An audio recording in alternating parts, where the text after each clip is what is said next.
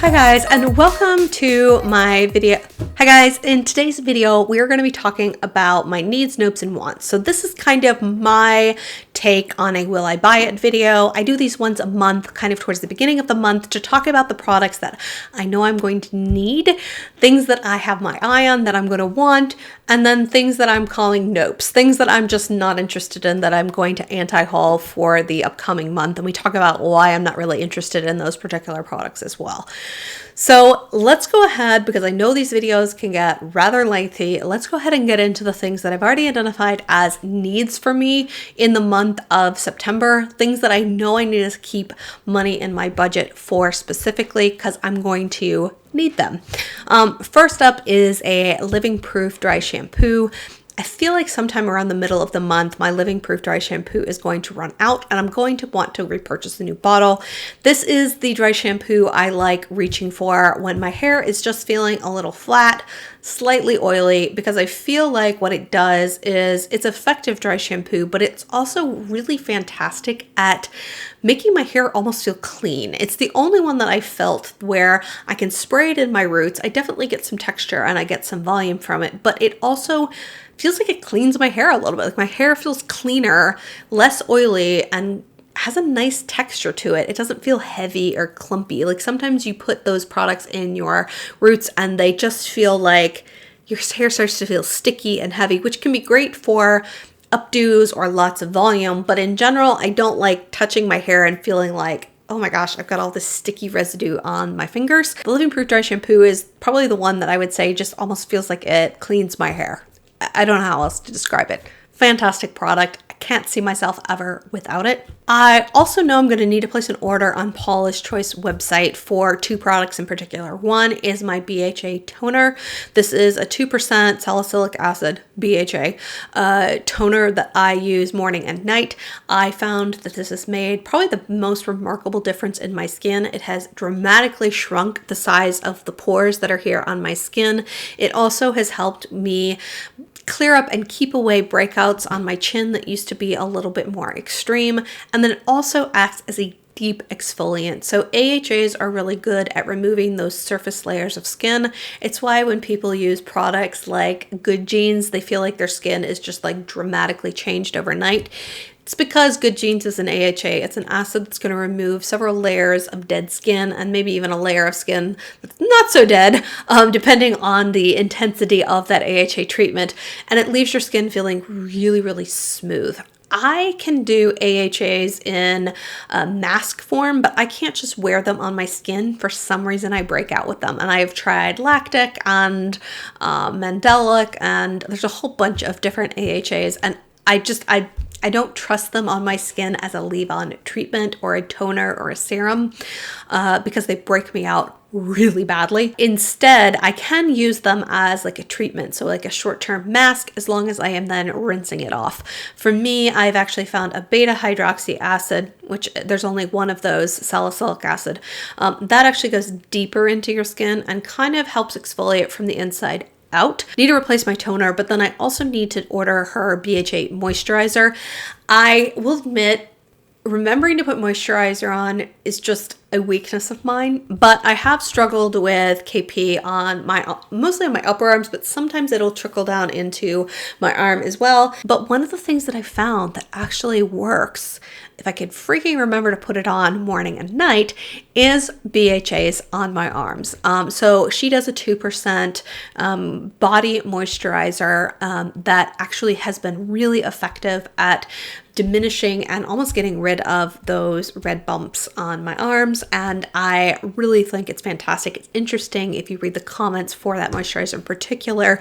It is just loaded with comments from people who've struggled with KP, talking about how effective that moisturizer is when they use it, and when they don't use it, how it always comes back. So I know it's genetic. My sister struggles with the same thing. So I told myself when I noticed it in particular coming back after my last trip, you've got to remember to put this on morning and night. And so that is my goal. Two other things that are on my needs list. One is a new Clarisonic brush head. The one we have is kind of getting a little old. And to be honest, I run my Clarisonic brush heads through my dishwasher.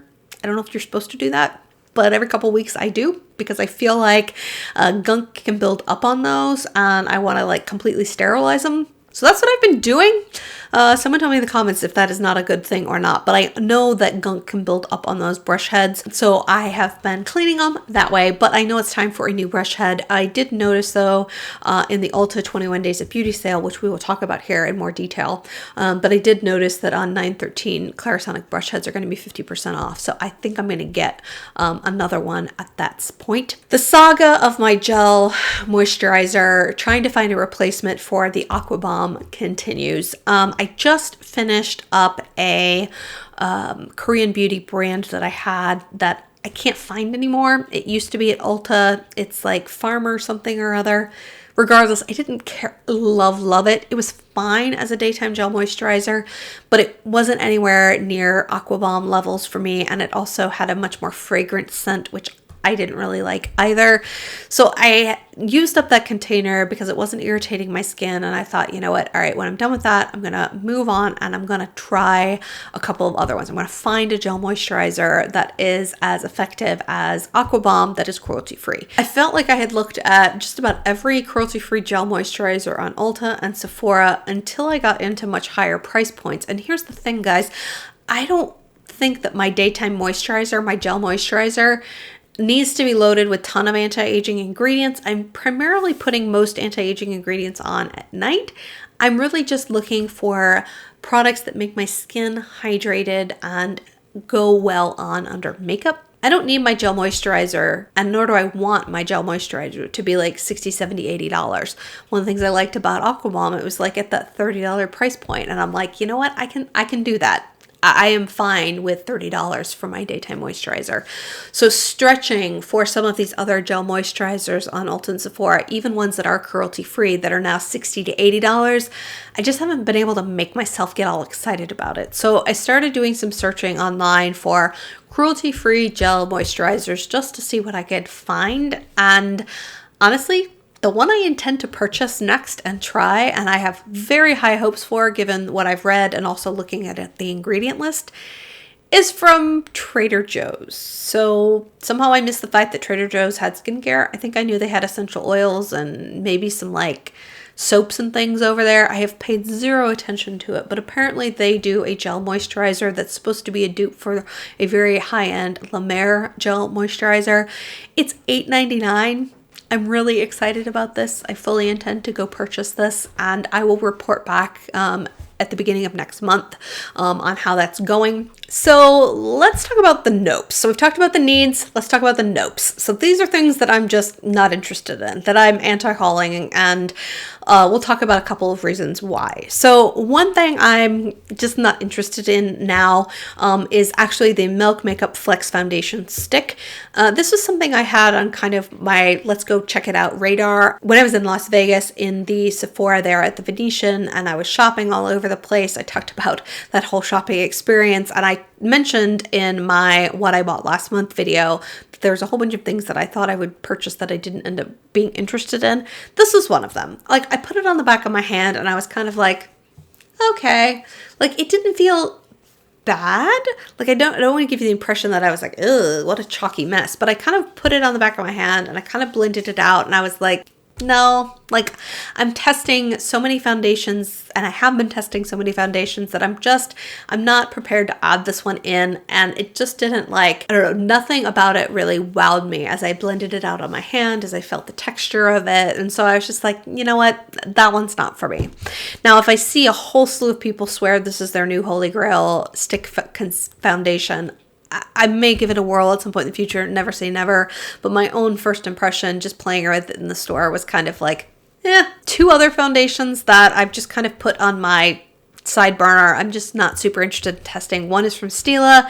It's their Hide and Chic foundation. There's some interesting elements to this foundation in terms of like it being very lightweight and having to like shake it up and being serum-like. I mean, I feel like if maybe no other brands had come out with foundation, I might have been interested in this one, but not over the top of testing all of the ones that I'm currently in the process of testing. And then kind of in the same boat is the new Dose of Colors foundation. I have seen some positive reviews on this, especially from people with drier skin. I gotta call enough is enough. Like, I can only try so many foundations before even I'm bored of testing foundation. And so I feel like I've picked up 4 last month, and I'm kind of feeling like just drained of trying foundation, with one exception, and we'll talk about that here in a second. The Urban Decay Ultimate Brush Off Powder that came out recently to go along with their foundation. I'm not interested in this. It would have to be something, it would have to be a powder that was really unique and was calling out a lot of unique properties for me to want to test a new powder at this point. And as I looked at the ingredients, it was talc and Z-maced cornstarch. Those are 2 of the, in my experience, it has the most tendency to be chalk-like if you have drier skin. Those are the 2 powder ingredients that I tend to avoid if that is the only ingredient or the primary ingredient in there and there's not blended with a whole bunch of other stuff. When I saw talc and Z-maced cornstarch as like 1 and 2 in that ingredient, I kind of went, yeah, not for me. 2 things that I've moved to my not interested in list after seeing them in person. One is from Aether Beauty. So Aether Beauty is a clean beauty brand at Sephora. I thought the colors of their, their Rose Quartz Gemstone palette looked really beautiful. And I thought, you know what, this might be a really natural, everyday, effortless sort of makeup, really great for work. Interested in trying some more of these clean beauty brands. There was a whole Aether section at that Sephora out there, and it just seemed like the mattes were okay. They were kind of powdery and not very pigmented, and then most of the shimmer shades were just like really loosely packed glitter. Like, it was just kind of like flaky glitter and not a lot of pigment. And the more I swatched it, the more I was like, you know, the colors are beautiful, but the formula just seems a little, I don't know. It didn't seem like anything that I would absolutely love. So that's been moved to my Nopes list. And then I also moved the Natasha Denona Coral palette to my Nopes list. This is one that I honestly thought I would go into the store there, see in person, and end up buying, because I tried to dupe the vibes of that palette in my last month in my everyday makeup drawer, and I put together a little row, and I realized that the 2 shades at the end in particular, the more rusty red shades, I didn't really have any singles like that. Most of my singles went very plummy as opposed to more reddish rusty. And so I was intrigued with the purpley tone in there, as well as the coral, and then those 2 rusty shades that I felt like might be unique to my collection. But as I swatched it and as I stood there, I realized that that intense red coral is just not something that I'm going to wear a ton of. They were a little deep and a little dark, although it would make a really pretty look, and I think ultimately I would think it was pretty. I don't see myself reaching for it a ton. And so as I stood there and I swatched it, and the longer I stood there and really had a heart-to-heart with it at the store, I started to realize that it's not the palette for me. It wasn't worth me putting out $54 in order to pick up. So as I look at the rest of my list that I've kind of put together here, what I realized is there's like quite a few eyeshadow palettes on here. In fact, this is mostly eyeshadow palettes that I'm like anti-hauling, and I'm not necessarily on an eyeshadow burnout. If anything, I feel like I'm more reinvigorated with my love of eyeshadow, having done my sort of single shadow reorganization, declutter. Like, I'm even more interested in eyeshadow and eyeshadow color combinations than I have been for a while. And eyeshadow is my thing. Like, I love eyeshadow. Of all the things that I do on a daily basis, eyeshadow is still my favorite thing. It's where I can play with the most colors and textures, and it's the thing in my makeup routine that just brings me the most joy. For me to anti-haul so many palettes, I don't know, I'm a little surprised now that I look at this list, but I went through it again and just questioned, like, do you really want to anti-haul all of these? And yeah, I do. Like, I'm not interested in them. Here's why. So one that I'm going to anti-haul is from Dominique Cosmetics. It's her new Celestial Storm. Now, I will say, I think her idea of channeling the colors in an Aurora Borealis for color inspiration is amazing. I think it's a brilliant way of putting together a color combo that is unique and different for the marketplace. Like, I look at this palette and I think, yes, this is pretty. This is different. This is really fun. But I also look at it and I know myself well enough to know that like I would barely wear this. I would swatch it, I would think it was pretty, but I'm not wearing these bright blues or bright pinks or bright teals on a regular basis. This is going to make an eye look that is too bold and too colorful for me personally. What I've realized is that I like more muted colors. I like colors that are more desaturated. So take a primary or secondary color, add gray in. Take a primary, secondary color, add white in, or black, like things that are going to take a tone. Muted is the wrong word, but desaturated. Make it more grungy, and that is what I prefer. So these brights just, although I appreciate the idea of this palette and the colors I think are just inherently beautiful, I just know that it's not my makeup preference and it's not something that would get a ton of love inside of my collection. It's not what I typically wear on my eyes. In the same vein, I'm not interested in the new Norvina palette, kind of for the same reason. I feel like the Norvina Volume 1 palette is just channeling a whole bunch of stuff from the original Norvina palette with the purples, but made them more intense and less muted.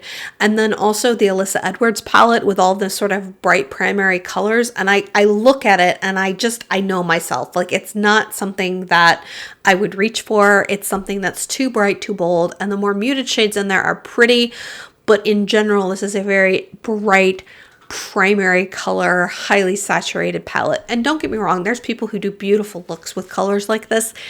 It's just not my preference. Now, I did think long and hard about the new Jackie Aina palette from ABH, which, can we just say that them releasing palettes this close together, like I feel like Jackie's palette didn't even have a chance to breathe before the new Norvina palette came out. That I don't know if everyone else felt that way, but I certainly did. It was like I barely started to wrap my brain around Jackie's palette, and all of a sudden we have a new Norvina palette that's like right on its heels. This is one where I've put it in my Nopes category, mostly because I feel like a lot of the shades are going to be more bold and jewel toned, and for someone that's as fair as me, when I wear those darker jewel tones, it's pretty punchy. Like it's a really dramatic look right out of the gate because the contrast to my skin tone is just so intense. So I feel like if you've got medium skin tones, if you're Jackie's coloring or even deeper, this palette is probably going to be stunning on you.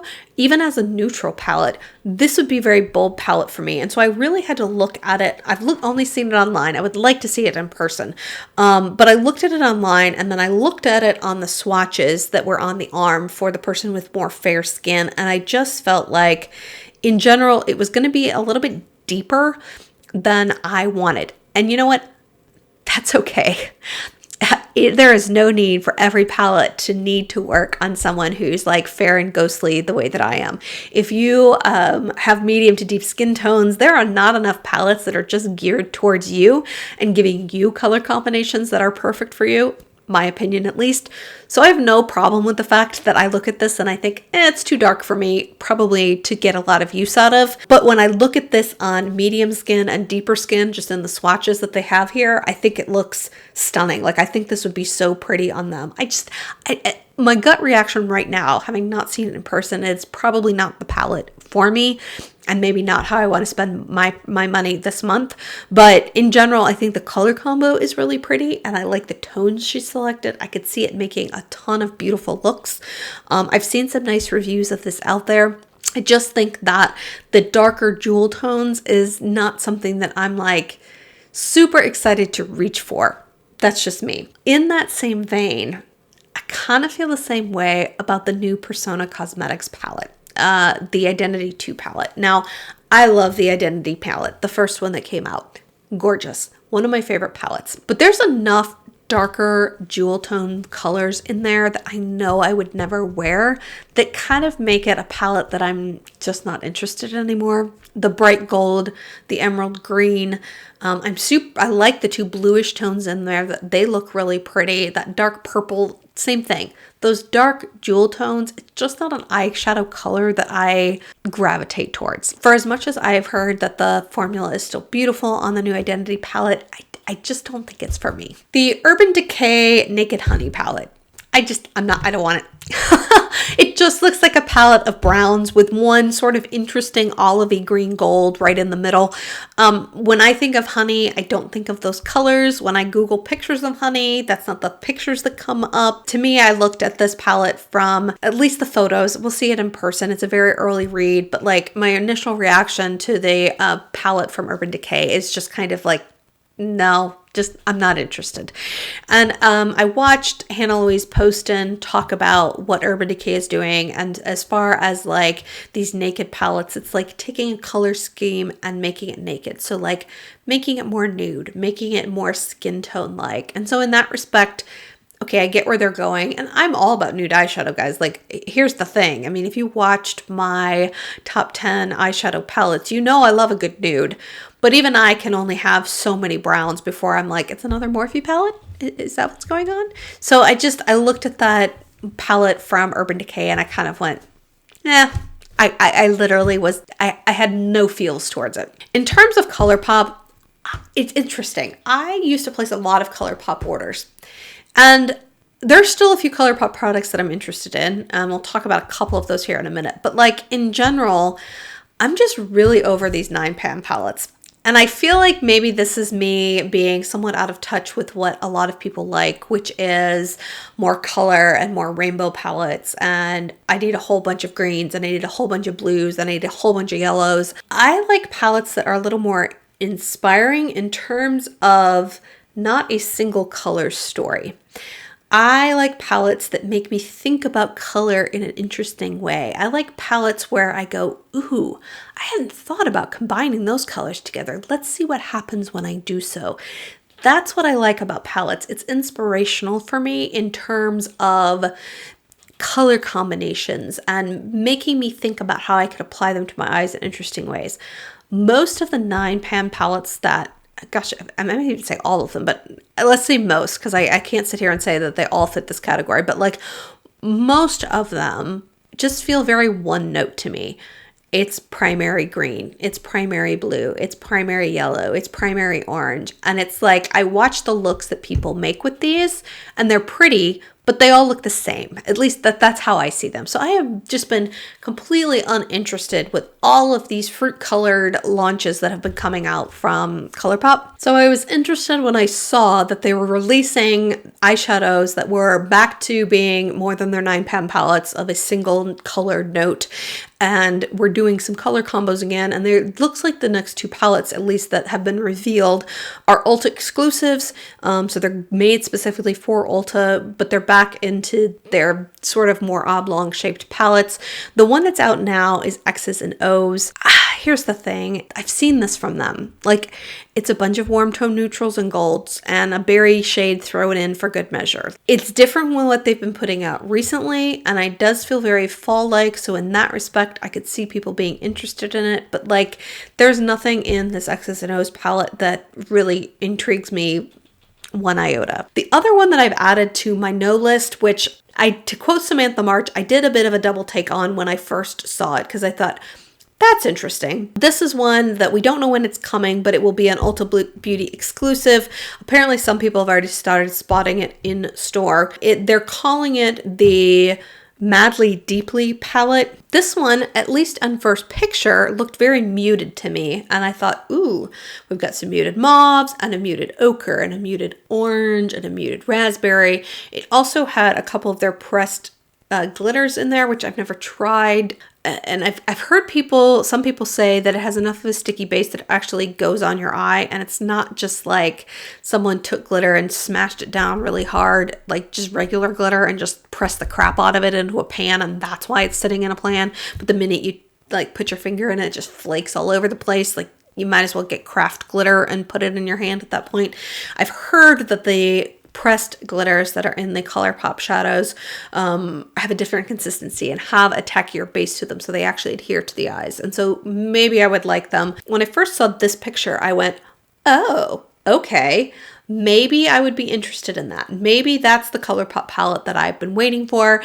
It's in that 16pan style, similar to the Fame palette. The challenge I have is that I then got actual real swatches. from somebody who'd found this at Ulta, and I will link her account below because she actually does really great swatching. And from the swatches here, I was like, ah, dang it, man, we're back just to the same warm neutrals. We're back to the same rusty reds and orangey tans, and there's one pop of coral. Dang it, like I was looking for that like muted, murky palette that the first picture kind of led me to believe that it was, and now that I see, which is something that I think is probably more true to life, I'm kind of less inclined to like it because I feel like it looks like everything else that I've seen lately. It's just a boring, warm, neutral palette. All right, we're done knocking eyeshadow palettes. Let's move on to highlighters I'm not interested in. So these two in particular are ones that are just loaded with glitter from everything that I have seen in person and then heard about from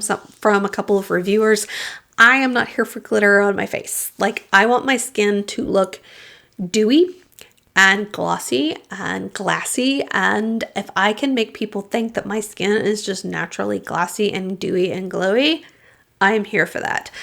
I will wear brighter, bolder highlighters when I feel like I really want to like shine like a disco ball, and I still think that's kind of fun, but it's not. It's less and less of my preference, and my preference has never been to put glitter on my face because I find that to be the least natural of all possible things I could put on my face. Like, I just don't want people to be like, does she have craft glitter on her face? Like, it's just not my aesthetic. So unfortunately, the Marc Jacobs Foil Luminizer Highlighter appears to be loaded with a whole bunch of glitter, which is unfortunate because when I first saw pictures of this pinky highlight, I thought, ooh, that might be on my list for holiday. That might be something I'm super interested in. I'm just not, now that I've seen swatches and had seen a few people talk about it. And then I saw the new Milk Makeup Flecks highlighter in stores, and although it is really pretty when you buff it out on your hand like crazy, it also is loaded with a whole bunch of micro shimmer. I get the sense that the micro shimmer in that is less pronounced than the Marc Jacobs one, but I'm still not interested because I swatched it in store and just had glitter going everywhere. So both of those are on my pass list. And then the final thing I'm just not interested in all is a new palette from Becca. It's called Pop Goes the Glow. It's got like some eyeshadows and then a champagne pop highlighter at the end. I can absolutely see this being a great everyday palette. I bet it gets bought like crazy for holidays to give as a gift for people, because if you have mediums to deeper skin tone, Champagne Pop is a beautiful highlighter on you. It looks like an orange stripe on my cheek. I can't wear it, but in general, this is just holds no interest for me.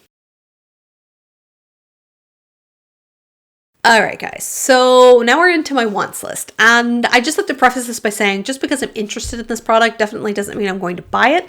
It's just things that have caught my eye, things that I am interested in, that I am probably going to seek out and potentially look at in store to kind of get a bigger perspective on. I also like to make these lists the month before, so for me this was in August, and I like to sit on it for a little while because typically when I sit on things for a while, I really start to make up my mind over whether or not it's something I'm really interested in, or am I just like jumping at it because it's pretty, right? I jump at a lot of things because they're pretty, but when I sit back and think about them, I start to realize that's not my makeup preference, or I'm not really as interested in that as I thought I might be. One thing that I know is going to be on my list and I'm going to purchase is the new Charlotte Tilbury Airbrush Flawless Finish Foundation. I am very curious to see how Charlotte Tilbury does this concept of matte and full coverage. She personally has very dry skin, so she's often said she's not going to make a very drying formula. And she has included 2% of Replexium in this, which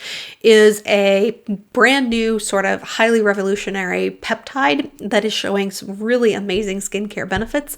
So she's included 2% of this new peptide inside of this foundation. She's also included hyaluronic acid and other things that are going to hopefully, and what I'm hoping, deliver a more natural finish foundation that is very long lasting and very lightweight. So I'm kind of hoping with my normal skin, especially if I amp up the moisturizer, what I might end up with is a very natural finish, long wearing foundation that actually has really fantastic skincare benefits. There's two things I know I'm going to get. One is the foundation, and then the other is the contour wand. I have wanted that contour wand for months and months and months and months, and I just haven't pulled the trigger on it.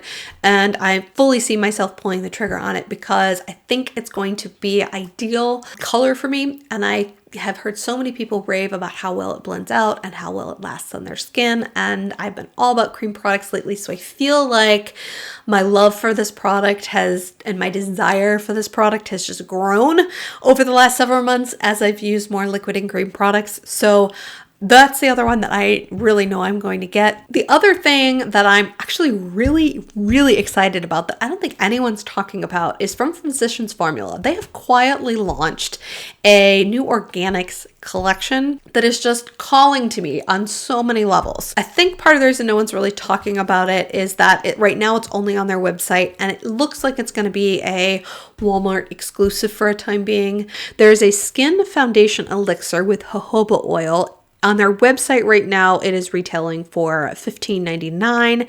It's supposed to be an ultra nourishing, ultra fluid, weightless, organic foundation elixir. It has jojoba oil, aloe vera. It does say it has organic coconut oil, but it does seem to be further down the list on the coconut oil. At least it's not in the first like 5-6 ingredients. So I'm kind of hoping that it's not like pore clogging for me, but I did want to call that out because I know a lot of people just avoid coconut oil altogether. But it's supposed to be sheer to buildable coverage. It's got a little dropper bottle. I think the packaging looks gorgeous, and I'm super interested in this foundation. They are also coming out with a sculpting bronzer stick. This appears to have a little bit of a glow to it, so it doesn't seem to be a matte bronzer. It seems to be one that's more of a satin texture. It says it's ultra blendable, buildable bronzer loaded with hydrating antioxidants. Also includes jojoba oil, aloe vera, and let's see, something called an Indian senna seed. Not sure what that is, but really interested in that. And then they're also doing something called a dewy blush elixir with superfruit extracts on their website. They've got these for $13.49. There's going to be 4 different shades. It has a little pumpable bottle, and I'm wondering if this is going to be a dupe for the Cosmetics serum blush drops that she just put out. And I don't necessarily feel like Physicians Formula copied her per se, because I feel like there's no way, like the launches are too close. They're within like a month of each other. There's no way Physicians Formula could have known that she was going to launch that and then copy that in a month time frame. But I'm really interested on this idea of, it says it glides on effortlessly, long-lasting glow. So this idea of this elixir liquidy cream blush, the shades look really pretty. Pink berry and gorgeous peach are kind of calling to me. So really interested in that blush launch. And then they also have an organic wear dewy highlighter with 2 different shades, sort of a light pearl color and then one that's a little bit a deeper shade. Really interested to see what the texture of this is, if it's going to be one of those very glossy highlighters. I'm very interested in duping and seeing dupes for some of those kinds of textures that I'm seeing from brands like RMS and Kosas and some of those clean beauty brands. I'm curious to see if Physicians Formula starts to become like the clean beauty brand dupe at the drugstore and dupe some of those textures as well. They also have a couple lip products I'm interested in. One is their Nourishing Lipstick. They're calling it With Butter Blend. It has that squared off tip shape that you see on the Charlotte Tilbury lipstick. So I'm kind of curious to see if it is, it says it's ultra hydrating, velvety smooth, ultra rich, gorgeous color. I can't quite get a sense from this whether or not it's going to be super glossy or if it's going to be more of a cream lipstick, but the colors look really pretty, and I think that the formula sounds interesting and sounds like something I would be absolutely interested in. And then the last thing in this organics wear collection that caught my eye, there's a lot of other products out there, was their tinted lip treatment for $9.49. It says it's a butter blend lip treatment. There's some fun colors. I'm starting to wonder if these are going to dupe the Fresh lip balms, which unfortunately Fresh isn't cruelty free, but I really do like their lip balms. It says it's got shea butter and organic oil blend with jojoba and coconut oil. Really excited about this collection. Like, a lot of it is just right in line with my beauty preferences. And if I can find drugstore priced products that are similar to some of these higher priced ones I've been trying, I am really excited for that. In terms of the 21 Days of Beauty sale, I don't think I'm going to go hog wild. We already talked about the Clarisonic beauty head that I am going to buy. I do think I'm going to pick up the Becca Hydra Mist powder. on 9/3 because it's going to be 50% off. It's the one that's supposed to feel very cooling on your skin. When I was hanging out in Vegas with my friend Jamie and we were talking makeup like we always do, and I asked her, like, what are some of the products that you are just like in love with? That was one she brought up and just couldn't stop talking about. So I'd like to give that one a whirl. And then on 9/16, that Nurse Jamie sort of purple tool that we always see Tati using to kind of, in theory, massage your face. And it's supposed to really help with firming. And in theory, there's some science behind it from everything I've read. I have just always found that it was way too bloody expensive. How much is that tool? Yeah, I'm not about to spend $69 on a purple roller tool, even if it is magical. In the mid-30 price range, all of a sudden, it becomes something that I would be a little bit more willing to try. To be honest, that's kind of all I'm thinking for right now. I looked at a bunch of stuff. I have a whole lot of those products. Tried a whole lot of those products. Nothing in the 21 Days of Beauty really called to me. None of the skincare that I reach for on a regular basis is included. None of the lip products that I would get really excited about are included. So I feel like we see a lot of same old, and then a lot of products that I already have inside of my collection. So in terms of a couple other things I'm interested in, one in Revolution Pro line in particular, which is exclusive to Ulta, is going to come out with some liquid blushes, and I'm really interested in trying those. We don't have a launch date yet. Those things tend to trickle into Ulta usually a month or two after they get released overseas. The other thing that I'm really interested in is the Zoeva Melody eyeshadow palette. So I had thought I had bought a Zoeva palette on Amazon. I think it was a fake. The colors were really bad. Like, it was patchy and hard to swatch, and I've seen those palettes being used by people, a lot of the London beauty bloggers that I follow, and they love those palettes, and I was so unimpressed with them, and I ultimately decided I think I've gotten a fake. Which can happen on Amazon, especially if you're not buying from Amazon directly, you're buying from one of the third parties that sell on their website. But now Ulta is carrying Zoeva, and their sort of purpley muted soft tone, cool tone palette that came out in the spring, the Melody palette, I was super interested in. I had seen Beaudiction Jen do a sort of live swatch on her channel with that palette earlier this year. It was sent to her, and I was blown away by how pretty the colors were and how soft and corally and cool toned and purpley that whole color story was. I love that color story, and now that it is available at Ulta, I do see myself picking it up at some point. I am contemplating a ColourPop order, even though I just got done kind of trashing, or at least explaining why I don't care for all the eyeshadow palettes they've been releasing lately. There are a couple of products that I've kind of had on my radar for a while now. One are those Just a Tint sort of lip balm crayon, chubby crayon things. I like that format. I find them so easy to just pop on, keep one in your purse, slap it on and reapply, and they sound really hydrating. They apparently smell amazing.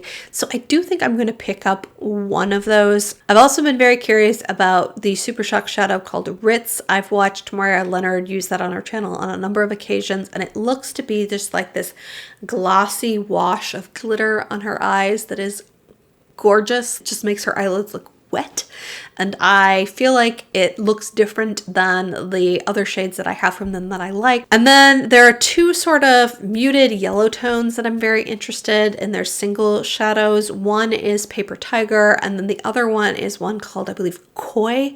I'm looking for that murky mustard colored yellow. I don't want a very bright canary yellow. So I'm kind of like, I've been dangling out here because I don't need any of those things. So I've kind of been waiting for ColourPop to release something that I'm like, yep, I'll toss that in. It'll get me to my free shipping. I don't feel like I need those things in my life immediately enough to want to go pay $5.95 for shipping. I would much rather just kind of keep those on the back burner, know that I want them, know that I like the idea of them, and then wait for a couple of other things to pop up that I'm like, I feel equally as like interested in. The last two products, also palettes that I'm kind of sitting on for a minute and thinking about, but still are on my radar. One is from e.l.f. It's called their Earth and Ocean palette.